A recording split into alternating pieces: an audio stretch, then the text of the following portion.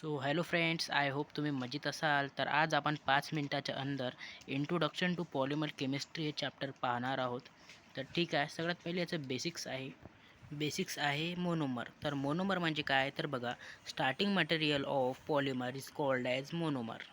Example आहे ethene is a monomer of polymer. तुम्ही बघू शकता मोनोमर हे इथिन आहे आणि हे पॉलिइथिन म्हणजे हे पॉलिमर आहे. जेव्हा आपण इथिनला म्हणजे CH2 डबल बॉन्ड CH2ला पॉलिमरायझेशनच्या कंडिशनमधून गुजरवतो, तेव्हा मित्रांनो पॉलिइथिन तयार होतोच, म्हणजेच पॉलिमर तयार होतो. तर शॉर्ट्समध्ये लक्षात ठेवा, इथिन काय आहे? मोनोमर. त्यानंतर त्याची प्रोसेस झाल्यावर तयार होते म्हणजे पॉलिमर. ओके. त्यानंतर आहे पॉलिमर. तर पॉलिमर म्हणजे काय? Polymer are link together to form long chain is called as polymer. Example आहे ethene is a polymer of ethene. Okay, so I hope this is clear. तर पॉलिमरायझेशन म्हणजे काय? A process in which monomers are link together to form polymers. जसं की मी इथे सांगितलं, इथिनपासून polythene तयार होतो, तर सेम तसंच आहे इथे.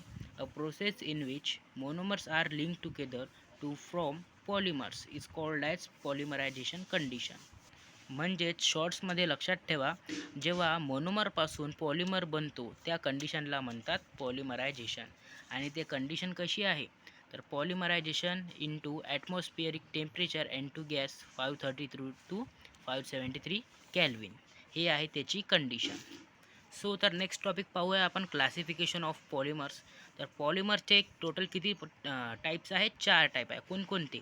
तर on the basis of source, त्यानंतर on the basis of intermolecular force, त्यानंतर ऑन द बेसिस ऑफ काय आहे वाचा मेड ऑफ पॉलिमर, त्यानंतर ऑन द बेसिस ऑफ वाचा स्ट्रक्चर, त्यानंतर याच्यामध्ये ऑन द बेसिस ऑफ सोर्समध्ये येतं नॅचरल, सिंथेटिक आणि सेमी सिंथेटिक.